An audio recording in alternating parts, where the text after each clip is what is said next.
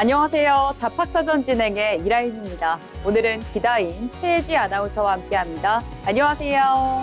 안녕하세요.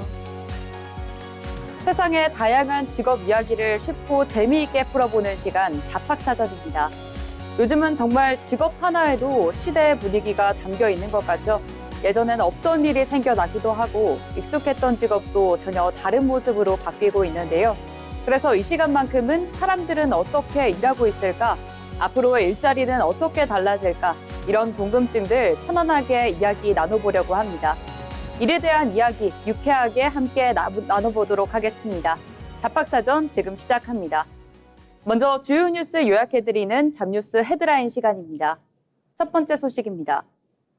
정부의 주 4.5일제 도입 등 노동시간 감축 기조가 이어진다면 2030년에는 우리나라의 실노동시간이 1,739시간까지 줄어들 것이라는 전망이 나왔습니다. 고용노동부 발주로 한국고용노사관계학회가 수행한 실노동시간, 단축 로드맵 마련을 위한 노동시간 제도 개선 포럼 보고서에 따르면 2030년 우리나라의 연간 노동시간 예측치는 1,739시간으로 집계됐습니다.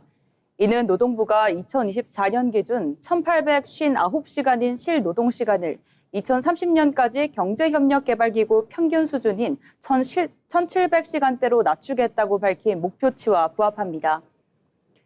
한편 노동부는 지난해 실노동시간 단축 로드맵 추진단을 출범했습니다.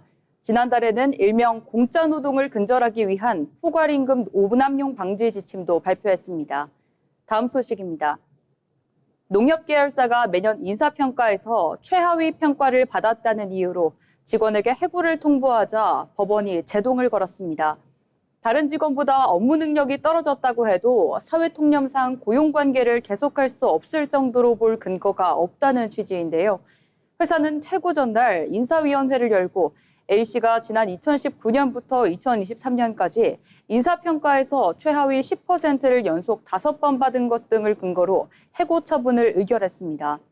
재판부는 A씨의 손을 들어줬습니다.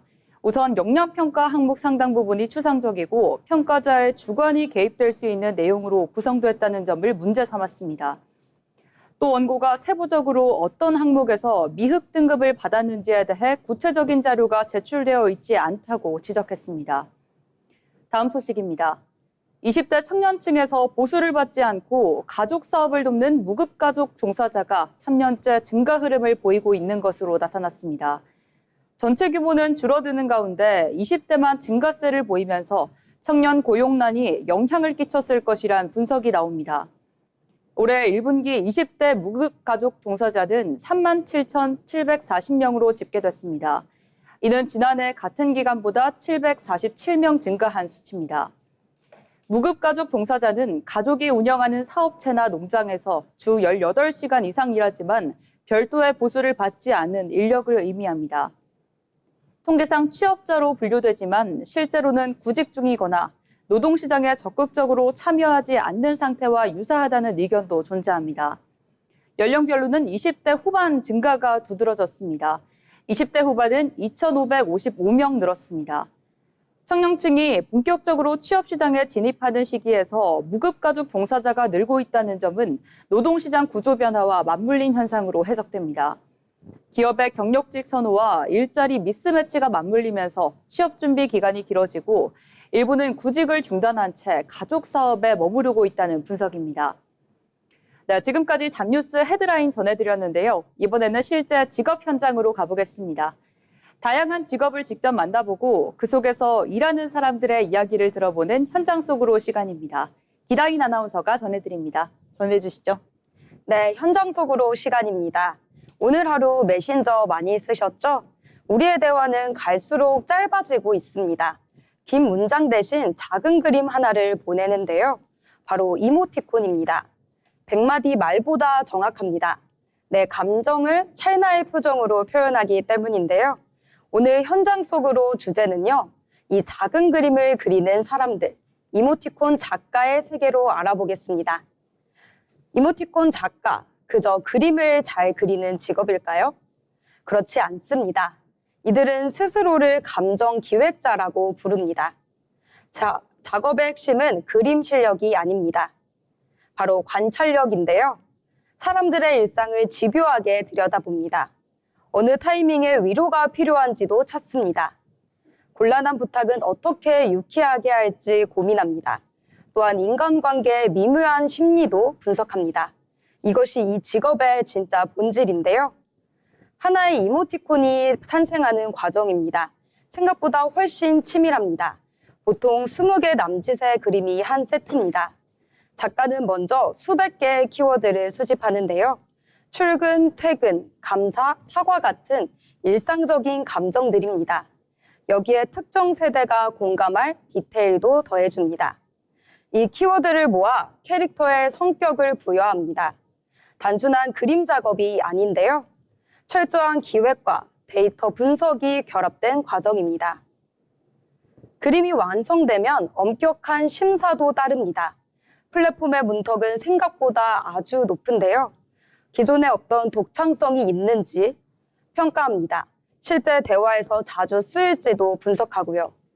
혐오나 차별적인 표현은 없는지 꼼꼼히 따지기도 합니다. 이 과정에서 수없이 많은 작품이 탈락하는데요. 작가들은 실패를 딛고 다시 기획을 수정합니다. 화면 앞 작업실의 불은 밤늦게까지 꺼지지 않습니다. 최근 스타 작가들의 화려한 성공이 알려졌습니다. 높은 수익을 올리는 모습이 미디어에 자주 나옵니다. 그래서 누구나 쉽게 도전하는 부업으로 여겨지길 마련인데요. 실제로 진입 장벽은 낮습니다. 다만 태블릿 PC 하나와 아이디어만 있으면 됩니다. 하지만 그 안에서의 생존은 완전히 다른 문제입니다. 진입이 쉬운 만큼 경쟁은 무척 냉혹합니다. 하루에도 수천 개의 새로운 이모티콘이 쏟아지고 있습니다. 대중의 선택을 받기란 모래사장에서 바늘 찾기입니다. 철저한 소비자 트렌드 분석이 필수인데요. 냉정한 자기 객관화도 필요합니다. 게다가 유행은 너무나 빠르게 변하고 있죠. 한번 성공했다고 안주할 수 없습니다. 계속해서 새로운 트렌드를 쫓고 결과물을 내야 합니다. 이 막중한 심리적 압박감은 온전히 작가들의 몫인데요. 그럼에도 불구하고 이들은 펜을 놓지 않습니다.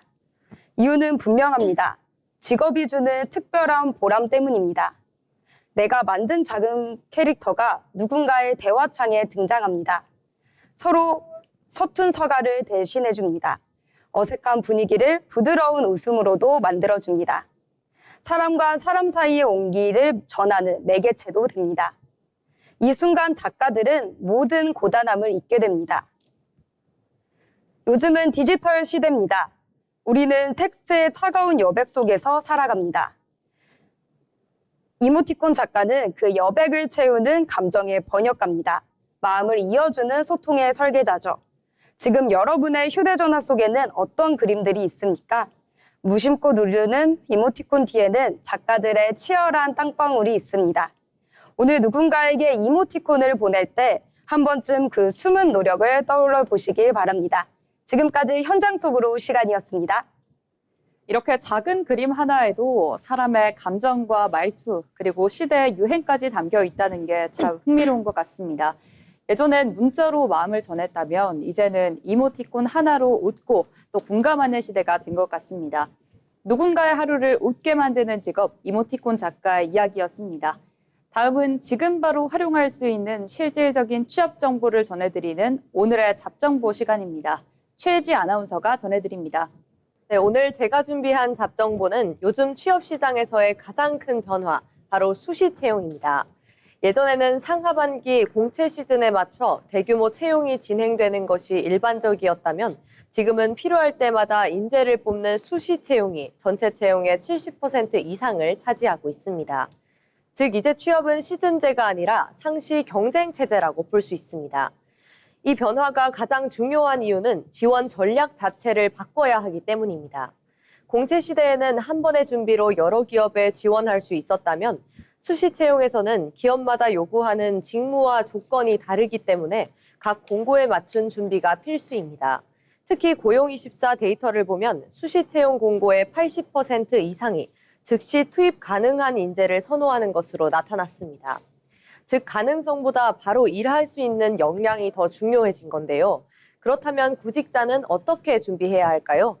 첫 번째는 직무 중심 준비입니다. 같은 회사라도 직무에 따라 요구 역량이 다르기 때문에 기업 중심이 아니라 직무 중심으로 커리어를 설계해야 합니다. 예를 들어 마케팅 직무라면 단순 이론보다 실제 캠페인 경험, SNS 운영, 데이터 분석 경험 등이 더 중요한 평가 요소로 작용합니다. 두 번째는 지원 속도입니다. 수시 채용은 공고가 올라온 뒤 빠르게 마감되는 경우가 많기 때문에 지원 타이밍이 매우 중요한데요. 실제로 채용 데이터에 따르면 공고 게시 후 5일 이내 지원자의 합격률이 그 이후 지원자보다 더 높은 것으로 나타났습니다. 즉 준비가 완벽할 때까지 기다리기보다 기회를 빠르게 잡는 전략이 필요합니다. 세 번째는 맞춤형 지원서입니다. 수시 채용에서는 같은 자기소개서를 여러 기업에 사용하는 것이 아니라 각 공고에 맞게 경험을 재구성하는 것이 중요합니다. 특히 기업들은 지원자가 실제로 우리 회사 일을 이해하고 있는지를 가장 중요하게 평가하는데요. 공고에 나온 키워드를 기반으로 내 경험을 연결하는 방식이 서류 통과율을 높이는 핵심 전략이 됩니다. 마지막으로 중요한 건 지속적인 준비입니다. 수시 채용 시대에는 언제 기회가 올지 알 수 없기 때문에 평소에도 포트폴리오를 업데이트하고 경험을 쌓아두는 것이 중요합니다. 특히 인턴 프로젝트, 아르바이트 경험도 직무와 연결해 정리해두면 실전에서 큰 차이를 만들 수 있습니다. 정리해보면 요즘 취업은 한 번의 승부가 아니라 지속적인 기회의 싸움입니다. 수시 채용 시대에는 누가 더 오래 준비했느냐보다 누가 더 빠르게 정확하게 대응하느냐가 중요해졌습니다. 기회는 정해진 시기에 오는 것이 아니라 준비된 사람에게 갑자기 찾아옵니다. 지금 이 순간에도 올라오는 채용 공고 속에서 여러분의 기회를 놓치지 않으시길 바랍니다. 네, 이제 취업은 언젠가 준비하는 이벤트가 아니라 평소의 경험과 기록이 계속 이어지는 시대가 된 것 같습니다. 빠르게 변하는 채용 시장 이야기 오늘 함께 살펴봤습니다. 이어서 세상에는 우리가 아직 잘 알지 못하는 다양한 직업들이 존재하는데요. 새롭게 떠오르는 직업과 앞으로 주목해야 할 미래 직종을 살펴보는 시간, 직업의 세계 엄채영 아나운서가 전해드립니다. 생소한 직업, 미래 유망 직종들을 소개하는 시간, 직업의 세계입니다. 우리는 하루에도 여러 번 물을 마시며 살아갑니다. 식사를 할 때에도 일상 속에서도 자연스럽게 물을 접하는데요. 이처럼 익숙한 물에도 각기의 특징과 맛이 존재합니다. 이 차이를 구별하고 분석하는 사람들이 있습니다. 바로 워터 소믈리에인데요. 물은 모두 같은 맛일 것 같지만 실제로는 그렇지 않습니다. 물속에 포함된 미네랄 성분과 산도, 생산 지역에 따라 맛과 질감이 달라지기 때문인데요. 어떤 물은 부드럽고 또 어떤 물은 묵직하거나 쌉쌀한 맛을 주기도 합니다. 그렇다면 이런 차이를 구별하는 워터 소믈리에는 구체적으로 어떤 역할을 하는지 알아보도록 하겠습니다. 워터 소믈리에는 단순히 물을 마시는 것 이외에도 전문적인 기준으로 물을 기준하고 평가합니다. 미네랄 함량, pH 농도, 입안에서 느껴지는 질감, 그리고 음식과의 조화까지 종합적으로 고려하고 평가합니다. 이처럼 체계적인 분석으로 물을 이해하고 구분하는 전문 직업이라고 말할 수 있습니다. 워터 소믈리에는 다양한 분야에서 활동하고 있습니다. 고급 레스토랑에서는 음식과 어울리는 물을 추천하고 호텔이나 미식 공간에서는 고객의 취향에 맞는 물을 제안합니다. 또한 생수 브랜드 제품 개발이나 품질 평가, 국제 테이스팅 대회 심사 등에도 참여하고 있습니다. 최근에는 프리미엄 생수 시장이 성장하면서 이들의 역할도 점점 확대되고 있는 추세입니다. 이러한 워터 소믈리에가 되기 위해서는 어떤 준비가 필요한지 알아보도록 하겠습니다. 이 직업을 준비하기 위해서는 물에 대한 이해와 미각을 키우는 과정이 필요합니다. 국제 워터 소믈리에 교육 과정을 통해 전문적인 지식을 습득하고 지속적인 테이스팅 경험이 필요합니다. 또한 고객과 소통하는 능력이 필요한 요소로 꼽히는데요. 이처럼 전문성과 감각을 모두 요구하는 직업이라고 볼 수 있습니다. 워터 소믈리에는 단순히 물을 추천하는 역할을 넘어서 미식 경험을 완성하는 역할을 수행하고 있습니다. 최근에는 건강과 웰빙에 대한 관심이 높아지면서 물의 성분과 품질에 대한 중요성도 함께 주목받고 있습니다. 그만큼 앞으로 성장 가능성도 기대가 되는 분야로 주목하시면 되겠습니다. 일상 속에서 가장 익숙한 물에서 새로운 가치를 발견하는 사람들, 워터 소믈리에에 대해서 알아봤습니다. 평범하게 느껴졌던 한 잔의 물이 또 다른 경험으로 이어지고 있습니다. 지금 이 순간에도 누군가는 물의 맛을 통해 새로운 기준을 만들어가고 있습니다. 지금까지 직업의 세계 워터 소믈리에였습니다. 이제는 물도 단순히 마시는 음료가 아니라 맛과 향, 그리고 음식과의 조화까지 생각하는 시대가 됐다는 게 참 흥미로운데요. 같은 물이어도 어떤 미네랄을 담고 있느냐에 따라 이 맛의 느낌이 달라진다고 하니까 오늘 물 한 잔도 조금은 다르게 느껴질 것 같습니다. 네, 이제 잡토크 시간입니다. 요즘 이런 생각 한 번쯤 해보셨을 것 같습니다. 아, 나 진짜 이제 어른이구나. 예전에는요, 어른이 된다는 게 나이를 먹고 또 직장을 가지면 자동으로 되는 거라고 생각했었거든요. 그런데 막상 일을 시작하고 보니까요, 어른이라는 건 어느 순간 갑자기 되는 게 아니라 하루하루 일상 속에서 조금씩 체감되는 거더라고요. 그래서 오늘 잡토크에서는요, 조금은 현실적이면서도 공감되는 이야기, 일하면서 나 어른 됐다 느끼는 순간 함께 이야기 나눠보도록 하겠습니다. 네, 저는 딱 한순간이 먼저 떠오르는데요. 바로 회사에서 실수했을 때입니다. 예전에는요, 학교 다닐 때는 실수하면 선생님이 정리해주고 어떻게든 누군가가 마무리해줬잖아요. 하지만 근데 회사에서는 그게 없더라고요. 제가 실수를 하면 그걸 수습하는 것도 제 몫이고요. 보고를 해야 할지, 누구한테 먼저 말해야 할지, 어떻게 해결해야 할지가 전부 제가 판단해야 하는 상황이 어렵더라고요. 그때 딱 느꼈습니다. 아, 내가 진짜 어른이구나. 특히 더 크게 느꼈던 건 단순히 죄송합니다로 끝나는 게 아니라 해결책까지 같이 가져가야 한다는 거잖아요. 네, 이 부분 진짜 많이 공감이 갑니다. 그럼 예지 아나운서는 혹시 어른이 됐다 이렇게 느낀 적 있으신가요? 네, 저는 감정이랑 관련된 순간이었는데요. 예전에는요, 기분이 안 좋으면 그냥 티가 났었거든요. 표정으로도 나오고 말투에도 나오고. 근데 일을 하다 보니까 그게 아니더라고요. 속으로는 이건 좀 아닌데, 이건 내가 납득이 안 되는데 싶은 상황이 있어도 그걸 그대로 표현할 수가 없는 거예요. 상황을 한 번 보고 상대를 또 한 번 보고 지금 이 타이밍에 이 말까지 해도 되는지가 거기까지 한 번 더 생각하게 되더라고요. 아, 나 이제 감정대로만 살 수 있는 나이는 아니구나, 이걸 처음 느꼈던 것 같아요. 그때는 좀 서운하기도 했는데 지금 생각해보면 그게 사회생활이라는 걸 배우는 과정이었던 것 같습니다. 네, 이 부분은 진짜 많은 분들이 공감을 하실 것 같은데요. 진짜 감정을 그대로 표현하는 것이 아니라 진짜 조절해서 이야기를 꺼내는 것, 그게 진짜 어른이 되는 과정인 것 같습니다. 네, 맞습니다. 그리고 저는 또 하나가 더 있는데요. 조금 현실적인 이야기입니다. 월급을 받을 때보다 카드값이 나갈 때인데요. 월급은요, 솔직히 기분이 너무 좋아요. 아, 내가 돈을 벌고 있구나. 근데 카드값이 빠져나가는 순간, 그때 처음으로 돈의 흐름이 제 눈에 보이기 시작하더라고요. 그때 내가 번 돈이 어디로 쓰이는지, 내 소비 습관은 어떻게 되는지, 그걸 체감하는 순간, 아, 나 이제 진짜 책임지는 어른이 됐다라고 느꼈습니다. 네, 맞습니다. 저도 비슷하게 느낀 게 있는데요. 예전에는 돈을 쓰는 게 그냥 소비였는데 지금은요, 이걸 지금 사는 게 맞을까? 다음 달까지는 괜찮을까? 이런 생각을 한 번 더 하게 되거든요. 그 고민 자체가 좀 달라진 느낌이에요. 그냥 쓰는 게 아니라 계산하고 판단하는 순간이 늘어나면서 나 이제 진짜 내 삶을 책임지고 있구나, 이걸 느끼게 되는 것 같습니다. 네, 이야기를 듣다 보니까 이 어른이 된다는 게 뭔가 거창한 일이 아니라 일상 속에서 작게 자주자주 느껴지는 것 같습니다. 맞습니다. 그리고 또 저는 하기 싫은 걸 할 때도 어른이 됐다고 느껴지는데요. 예전에는 하기 싫으면 안 했습니다. 근데 지금은 하기 싫어도 해야 되는 일이 더 많잖아요. 그걸 미루지 않고 그냥 해내는 순간에 나 이제 책임감이 생겼구나를 느꼈던 것 같습니다. 네, 저도 공감하는 부분인데요. 특히 출근할 때 솔직히 가끔 정말 가기 싫은 날 있잖아요.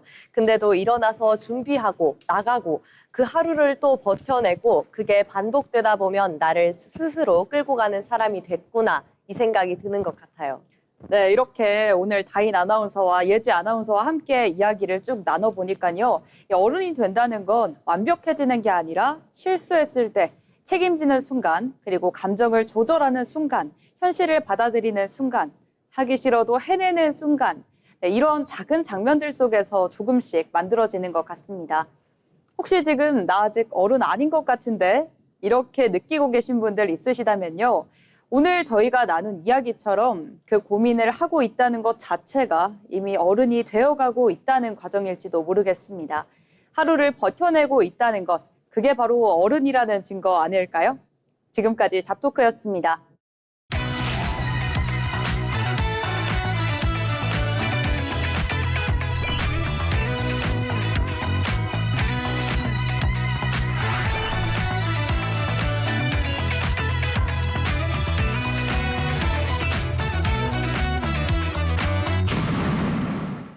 이렇게 빠르게 사회가 변화하고 있지만 그 와중에도 묵묵히 자신의 길을 걸어가는 사람들이 있습니다. 평범하지만 특별한 일하는 사람의 인생 이야기, 자빈 스토리를 배지우 아나운서가 전해드립니다. 자빈 스토리 시간입니다. 노래 잘하는 가수를 넘어서 전 세계 경제와 문화를 뒤흔든 하나의 현상이 된 인물이 있습니다. 바로 테일러 스위프트인데요. 혹시 스위프트 노믹스라는 말 들어보셨나요? 이 그녀가 공연을 여는 도시마다 전세의 경제가 살아난다라는 말인데요. 스위프트는 타임지가 뽑은 2023년 올해의 인물이면서 대중음악 역사상 가장 영향력 있는 아티스트로 꼽히고 있습니다. 스위프트는 단순한 팝스타 또 싱어송라이터를 넘어서 자신의 권리를 당당히 주장하는 비즈니스 우먼, 또 이야기로 상대의 감정을 자극하는 스토리텔러이기도 합니다. 하지만 정상에 오르기까지 그녀의 인생은 순탄치만은 않았는데요. 테일러 스위프트의 음악은 펜실베니아의 한 크리스마스 농장에서 시작됐습니다. 10살 때 기타를 잡고 가사를 쓰기 시작했고 또 컨트리 음악의 성지인 내슈빌로 바로 떠났는데요. 그녀의 곡은 진정성 있는 가사가 특징입니다. 스위프트의 무기는 솔직함이었는데요. 10대 소녀가 느끼는 사랑과 이별, 또 학교 생활의 고충을 일기처럼 써내려 가면서 또래들의 폭발적인 공감을 얻기도 했습니다. 이로써 2006년의 데뷔 이후로 그녀는 그래미 어워드에서 올해 앨범상을 최연소에 수상하면서 컨트리 음악의 역사를 완전히 뒤집어 놓기도 했습니다. 커리어가 정점에 달했을 때쯤에 그녀는 시련을 맞이하게 되는데요. 유명 아티스트와의 공개적인 갈등, 또 무엇보다 자신의 초기 앨범 6장의 판권 소유권을 뺏기는 그런 큰 사건이 일어나게 됐습니다. 하지만 여기서 테일러는 포기하지 않고 정면 돌파를 맞이하게 되는데요. 그 방법으로 과거의 앨범들을 다시 녹음하는 테일러스 버전의 프로젝트를 시작하게 됐습니다. 이건 단순히 재녹음을 하는 데서 그치는 게 아니라 그녀의 권리를 되찾는 그런 역사적인 투쟁이었기도 했는데요. 팬들은 그녀의 새로운 버전을 응원했고 또 그녀는 이전보다 더 강력한 팬층과 영향력을 얻기도 했습니다. 스위프트의 음악은 컨트리를 넘어서 팝, 록, 또 인디 포크까지 경계가 없는 게 특징인데요. 앨범마다 새로운 에라를 설정하면서 자신의 성장을 보여주는 그 기획력 또한 타의 추종을 불허하고 있습니다. 또 최근에 진행 중인 디 에라스 투어는 대중음악의 역사상에서 최초로 매출 10억을 돌파하면서 역대급 기록을 달성하기도 했는데요. 이렇게 그녀가 사랑받는 이유는 바로 취약함을 드러내는 용기에 있습니다. 자신의 실수, 또 상처, 후회를 숨기지 않고 드러내는 그런 용기가 대중들은 위로를 얻게 만들었는데요.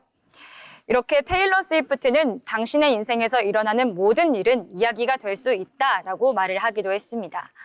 누군가에게는 선망의 대상, 또 누군가에게는 함께 성장해온 오랜 친구로 존재하고 있는 스위프트. 과연 다음 써내려갈 챕터는 어떤 이야기가 될지 기대가 되고 있습니다. 지금까지 자빈 스토리 시간이었습니다. 네, 이렇게까지 테일러 스위프트에 대해 함께 알아봤습니다. 다음 시간은 경제로 보는 일터입니다. 경제의 변화는 곧 일의 방식과 일자리의 모습에도 영향을 미치죠. 이번 시간에는 경제 흐름을 통해 산업과 일터의 변화를 함께 들여다보겠습니다. 오은율 아나운서가 전해드립니다. 경제 흐름을 통해 우리의 일터를 들여다보는 시간, 경제로 보는 일터입니다. AI가 빠르게 확산되면서 많은 사람들이 어떤 직업이 사라질까를 먼저 걱정합니다. 하지만 시장은 지금 사라지는 일보다 새롭게 만들어진 역할에 주목하고 있는데요. 특히 최근 기업들은 AI를 단순히 사용하는 수준을 넘어 AI를 더 똑똑하게 움직이는 사람을 찾고 있는데요. 오늘은 AI의 시대의 새로운 직업, 프롬프트 엔지니어에 대해 알아보겠습니다. 과거에는 원하는 결과를 얻기 위해서 사람이 직접 모든 과정을 수행했습니다. 보고서를 작성하고 광고 문구를 만들고 데이터를 분석하는 일까지 모두 사람이 처음부터 끝까지 책임졌죠. 하지만 지금은 흐름이 바뀌고 있습니다. AI가 초안을 만들고 사람은 그것을 다듬고 방향을 잡는 구조로 전환되고 있는데요. 이제 중요한 건 직접 만드는 능력뿐 아니라 AI에게 어떤 지시를 내리느냐입니다. 즉, 생산의 중심이 손에서 질문으로 이동하고 있는 건데요. 문제는 AI가 항상 정확한 결과를 내놓지는 않는다는 점입니다.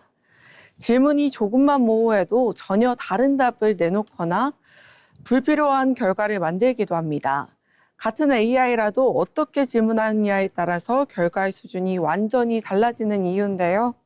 그래서 기업들은 단순히 AI를 사용할 줄 아는 사람보다 AI가 원하는 답을 정확하게 내도록 질문을 설계할 수 있는 사람을 찾기 시작했습니다. 이 역할이 바로 프롬프트 엔지니어입니다. 프롬프트 엔지니어는 AI와 사람 사이를 연결하는 설계자입니다. 어떤 질문을 던질지, 어떤 조건을 붙일지, 어떤 순서로 요청할지를 구조화해서 AI가 가장 적절한 결과를 내도록 만드는데요. 예를 들어 같은 글쓰기라도 단순히 글 써줘 하는 것과 대상, 목적, 톤, 분량을 구체적으로 설정하는 것은 결과의 완성도를 완전히 다르게 만듭니다. 이처럼 프롬프트 엔지니어는 결과를 직접 만드는 사람이 아니라 결과의 수준을 끌어올리는 역할을 하는 건데요. 특히 콘텐츠 마케팅, IT 산업에서는 이미 핵심 인력으로 자리 잡고 있습니다. 채용 기준도 빠르게 바뀌고 있습니다. 단순히 AI를 다룰 줄 아는 사람보다 문제를 구조화하고 원하는 결과를 설계할 수 아는 사람이 주목받고 있는데요. 논리적인 사고력, 정확한 언어 표현력, 그리고 반복 실험을 통해 최적의 답을 찾아내는 능력까지 모두 중요한 경쟁력이 되고 있습니다. 결국 앞으로는 많이 아는 사람보다 어떻게 질문하를 아는 사람이 더 강해질 수 있습니다. 이 변화는 우리에게 중요한 메시지를 줍니다. AI 시대의 인간의 가치는 속도나 단순 생산성이 아니라 방향을 설정하는 판단력에서 나온다는 점인데요. 기계가 답을 만들어내는 시대일수록 어떤 질문을 던질지, 어떤 기준으로 선택할지는 여전히 사람의 몫입니다. 어쩌면 앞으로의 일터에서는 정답을 말하는 능력보다 좋은 질문을 던지는 능력이 더 중요한 시대가 될지도 모르겠습니다. 지금까지 경제로 보는 일터였습니다. 네, 예전에는 컴퓨터를 얼마나 잘 다루느냐가 문제였지만 이제는 AI에게 어떻게 질문하느냐가 능력이 되고 있는 시대인 것 같습니다. 같은 인공지능이더라도 어떤 문장을 요청하느냐에 따라 이 결과가 완전히 달라진다는 점에서 이 프롬프트 엔지니어라는 직업도 앞으로 더 주목받을 가능성이 커 보입니다. 네, 이어서 이번 시간은 데이터로 본 일터 잡이슈 시간입니다. 통계와 데이터를 통해 오늘 노동시장에서 나타나는 변화를 살펴볼 시간입니다. 네, 다들 오늘 아침 출근길 어떠셨나요? 저는 오늘 카페에서 기분 좋은 일이 있었습니다. 어떤 일인가요? 네, 자주 가는 단골 카페인데 오늘 머리가 희끗한 중년 바리스타 분이 커피를 내려주시더라고요. 미소도 너무 멋지시고 커피 맛도 기가 막혔습니다. 네, 요즘 그런 분들 자주 뵀어요. 저도 식당뿐만 아니라 매장, 그리고 사무실에서도 이 지긋한 연세 선배님들이 다시 출근하시는 모습 저도 꽤 많이 보고 있습니다. 네, 맞습니다. 그래서 제가 오늘 가져온 주제는 이건데요. 60세는 아직 청춘, 일터로 돌아온 시니어 액티브 시니어입니다. 네, 액티브 시니어. 이름부터 굉장히 에너지가 넘치는데요. 네, 통계로 보면 이 변화가 얼마나 큰가요? 생각보다 훨씬 큰데요. 깜짝 놀라실 겁니다. 바로 최근 동향 통계부터 볼까요? 60대 이상 취업자 수가 20대 취업자 수를 사상 처음으로 앞질렀습니다. 60대가 20대보다 일하는 사람이 더 많다는 말씀인 것 같은데 정말인가요? 네, 그렇습니다. 팩트인데요. 예전에는 은퇴하면 집에서 쉬셨는데요. 하지만 지금은 다릅니다. 60세 이상 고용률이 거의 50%를 육박합니다. 두 분 중 한 분은 현역으로 뛰고 계신 건데요. 네, 진짜 대단하신데요. 근데 보통 시니어 일자리 하면 사실 단기 알바나 단순 이 노무직 같은 일들을 먼저 떠올리게 되는데요. 실제로는 어떨까요? 네, 그게 바로 두 번째 핵심 데이터입니다.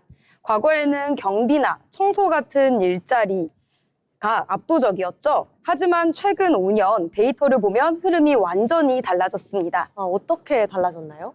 자신의 예전 경력과 주특기를 살리는 분들이 크게 늘어났는데요. 기업 컨설팅, 전문 기술직, 심지어 IT 분야 창업까지 뛰어드십니다. 이른바 고숙녀 시니어의 기환입니다. 네, 수십 년간 쌓아온 노하우잖아요. 사실상 썩히기에는 너무 아깝죠. 사실 기업 입장에서도 엄청난 이득 아닐까요? 네, 그럼요. 특히 스타트업 같은 곳은 경험 많은 시니어의 조언이 절실합니다. 청년의 톡톡 튀는 아이디어와 시니어의 깊은 연륜이 만나면 엄청난 시너지가 나거든요. 네, 정확한 분석입니다. 데이터도 그걸 증명하고 있는데요. 은퇴한 전문가를 기업의 파트타임 고문으로 맺어주는 매칭 플랫폼이 요즘 인기입니다. 최근 1년 새 이 플랫폼들의 가입자 수와 매칭 건수가 무려 40% 이상 폭등했습니다. 네, 40%나요. 이 기업들이 앞다투어 시니어 인재를 찾고 있다는 증거네요. 네, 맞습니다. 기업들은 비싼 연봉을 주지 않아도 꼭 필요한 노하우를 얻을 수 있고요. 시니어분들은 시간의 자유를 누리면서도 전문성을 발휘합니다. 완벽한 윈윈 구조가 만들어지는 건데요. 네, 듣고 보니 고개가 절로 끄덕거려집니다. 나이는 정말 숫자에 불과하네요. 은퇴는 끝이 아니라 새로운 이막의 출발선인 것 같습니다. 네, 그렇습니다. 오랜 시간 묵묵히 일해온 연륜을 사실 돈을 주고 바꿀 수는 없죠. 네, 일터의 주인공 자리를 다시 꿰찬 시니어 여러분, 오늘의 통계는 여러분의 멈추지 않는 일정을 확실하게 보여주고 있습니다. 네, 오늘도 든든하게 이 각자의 일터를 지키고 계신 전국의 모든 액티어 시니어분들을 힘차게 응원하도록 하겠습니다.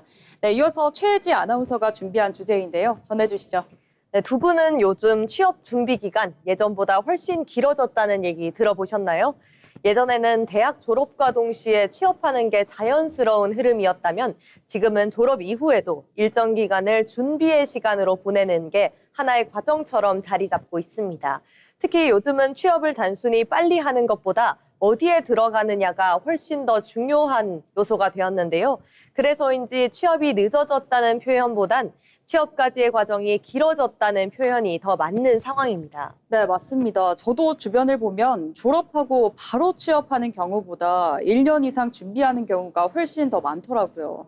네, 특히 요즘은 인턴, 자격증, 어학, 포트폴리오까지 준비할 게 너무 많아서 시간이 길어질 수밖에 없는 구조 같은데요. 네, 맞습니다. 이걸 데이터로 보면 더 명확하게 드러나는데요. 최근 통계에 따르면 20대 초반의 평균 취업 소요 시간은 약 10개월, 20대 후반은 평균 14개월 이상으로 나타났습니다. 특히 주목할 점은 단순히 취업까지 걸리는 시간보다 첫 직장을 떠나 다시 원하는 직무를 찾기까지의 시간이 더 길어지고 있다는 점입니다.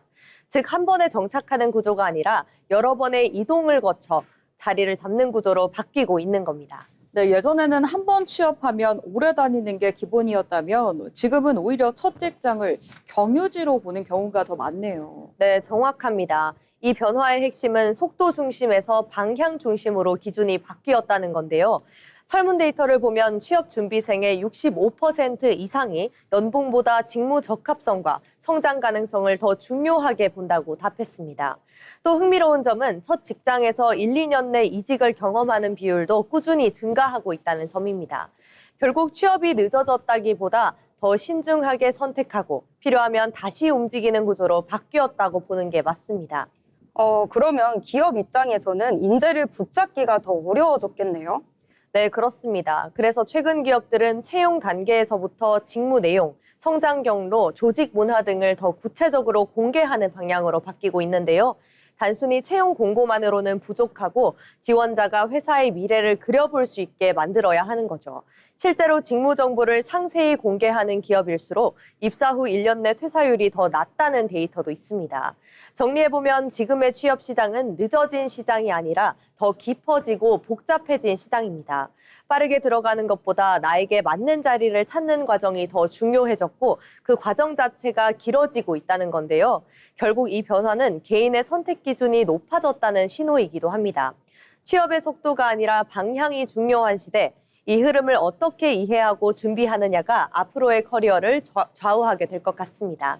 네, 예전에는 졸업하고 바로 취업하는 게 자연스러운 이 흐름으로 여겨졌다면 이제는 나이와 시기에 상관없이 자신의 자리와 일을 다시 만들어가는 시대가 된 것 같습니다. 결국 중요한 건 언제 시작했는가 보다 어떤 마음으로 계속 움직이고 있는가가 더 중요한 시대인 것 같습니다. 네, 지금까지 데이터로 본 일터였습니다.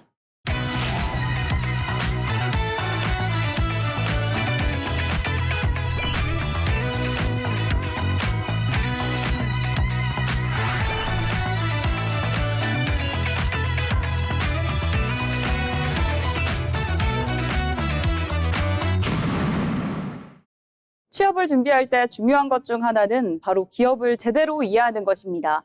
기업의 특징과 산업 트렌드를 살펴보는 시간, 기업사전 김민정 아나운서가 준비했습니다. 기업을 쉽고 흥미롭게 알아보는 시간, 기업사전 시간입니다. 여러분은 오늘 아침에 눈을 떠서 가장 먼저 만진 물건이 무엇인가요? 아마 상당수는 사과 로고가 그려진 스마트폰이었을 겁니다. 오늘 기업사전의 페이지를 장식할 주인공은 세계에서 가장 비싼 브랜드 바로 애플입니다. 애플은 단순한 제조사를 넘어 인류의 라이프 스타일을 바꿨다는 평가를 받는데요. 차고에서 시작해 세계 경제의 정점에 서기까지 그 파란만장한 연대기를 지금 바로 넘겨보겠습니다. 애플의 시작은 1976년 미국 캘리포니아의 한 작은 차고였습니다. 스티브 잡스와 스티브 워즈니악, 두 청년의 무모한 도전이었죠. 하지만 시작보다 더 드라마틱한 건 이들의 추락이었습니다. 1985년 자신이 세운 회사에서 쫓겨난 스티브 잡스. 그가 없는 12년 동안 애플은 정체성을 잃고 파산 직전까지 내몰립니다. 애플은 끝났다라는 기사가 쏟아질 때쯤 1997년 잡스가 다시 등장하죠. 그는 복귀하자마자 수십 개의 프로젝트를 쓰레기통에 버립니다. 그리고 선언하죠. 다르게 생각하라. 그 결과물이 바로 투명한 디자인의 아이맥, 그리고 음악 산업을 재편한 아이팟이었습니다. 실패를 혁신의 발판으로 삼은 애플의 맷집이 증명된 순간이었습니다. 이제 2007년으로 가보겠습니다. 역사적인 아이폰의 등장입니다. 잡스는 아이폰을 소개하며 세 가지 혁신적인 기기를 하나로 합쳤다라고 말했습니다. 전화기, 아이팟, 그리고 인터넷 서비스죠. 그런데 애플이 정말 무서운 건 기기 그 자체가 아닙니다. 바로 생태계입니다. 아이폰을 쓰면 아이패드를 사게 되고 애플워치와 에어팟이 없으면 허전해지는 마법. 한번 발을 들이면 나갈 수 없다는 이른바 가두리 양식장 전략은 애플을 하드웨어 회사가 아닌 플랫폼 제국으로 만들었습니다. 실제로 애플은 이제 서비스 매출, 즉 앱스토어와 구독 서비스만으로도 웬만한 대기업 전체 매출을 가볍게 뛰어넘고 있습니다. 제품을 파는 게 아니라 경험을 판다라는 그들의 철학이 돈이 되는 공식으로 바뀐 겁니다. 물론 애플 앞에도 과제는 산더미처럼 쌓여 있습니다. 혁신이 예전만 못하다라는 비판부터 폐쇄적인 정책에 대한 반독점 규제까지 거센 도전에 직면해 있죠. 하지만 애플은 이제 스마트폰을 넘어 AI와 공간 컴퓨팅이라는 새로운 도전에 향해 있습니다. 과연 이들의 사과는 앞으로도 계속 달콤할 수 있을까요? 아니면 또 다른 도전자에게 자리를 내어줘야 할까요? 단순함이 최고의 정교함이라는 것을 증명한 애플. 오늘 기업사전에서 정의한 애플은 끊임없이 욕망을 설계하는 설계자였습니다. 여러분의 주머니 속 사과는 오늘 어떤 이야기를 들려주고 있나요? 오늘 준비한 소식은 여기까지입니다. 지금까지 기업사전이었습니다.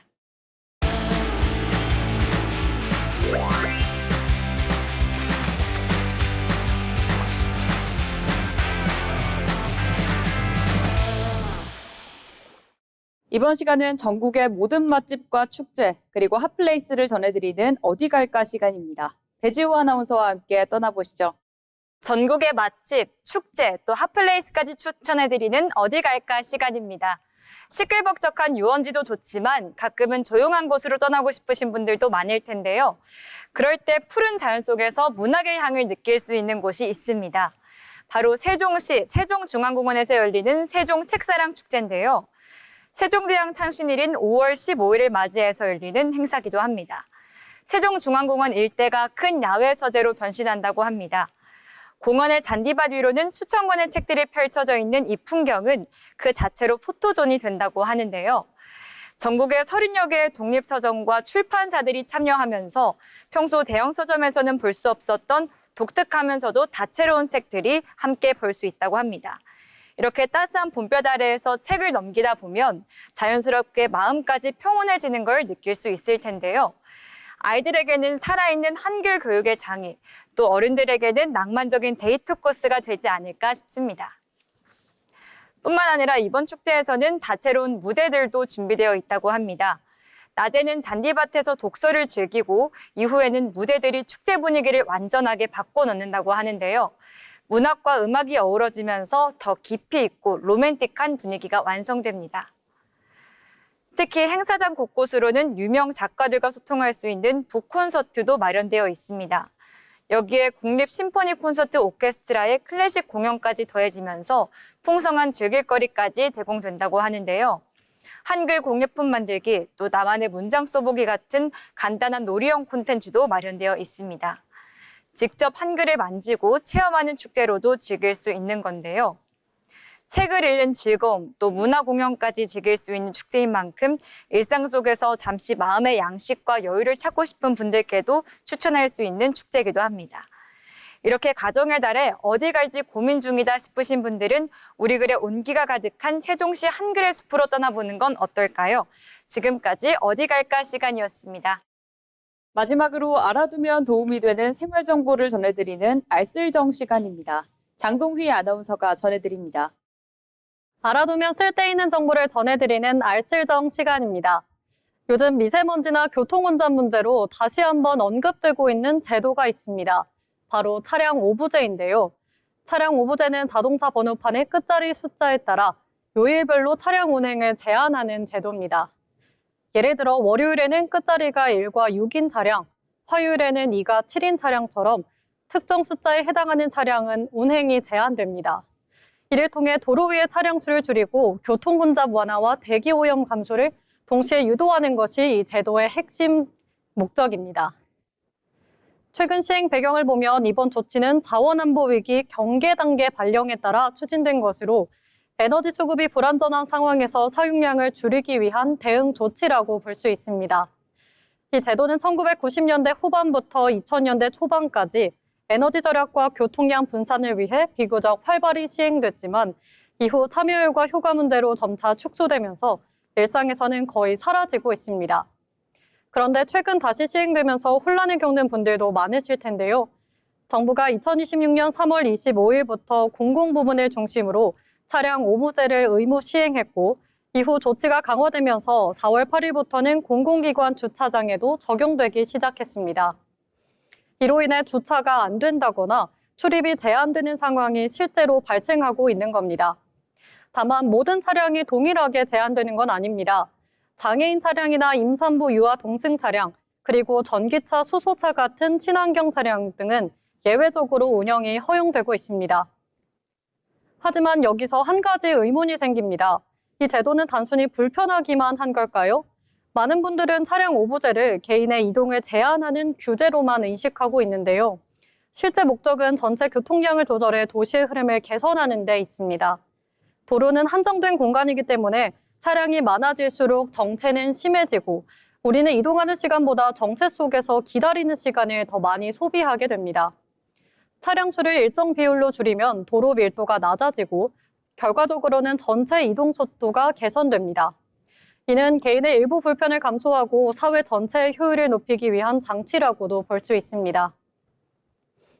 또한 우리가 간과하기 쉬운 요소는 시간입니다. 차량을 사용하면 편리할 것 같지만 교통체증이 심한 상황에서는 오히려 더 많은 시간을 소비하게 되는데요. 반면 대중교통은 다소 불편하더라도 비교적 예측 가능한 시간 안에 이동할 수 있다는 장점이 있습니다. 결국 이동수단 선택은 단순한 편리함의 문제가 아니라 시간을 어떻게 사용할 것인지에 대한 판단이기도 합니다. 차량 오부제는 이러한 선택의 기준을 다시 생각하게 만드는 계기가 됩니다. 여기에 더해 환경적인 측면도 중요합니다. 차량 운행이 줄어들면 배기가스 배출이 감소하고 이는 곧 미세먼지 저감으로 이어집니다. 이 효과는 단기간에 체감하기는 어렵겠지만 장기적으로는 시민의 건강과 도시 환경에 직접적인 영향을 미칠 겁니다. 따라서 차량 오부제는 단순한 교통 통제가 아니라 보다 쾌적한 환경을 만들기 위한 정책적 수단이라고 볼 수 있습니다. 지금처럼 제도가 다시 시행되고 있는 시기에는 무엇보다 자신의 차량 번호에 따른 운행 가능 여부를 미리 확인하고 공공기관이나 주차장 이용 시 제한 사항을 사전에 확인하는 것이 중요합니다.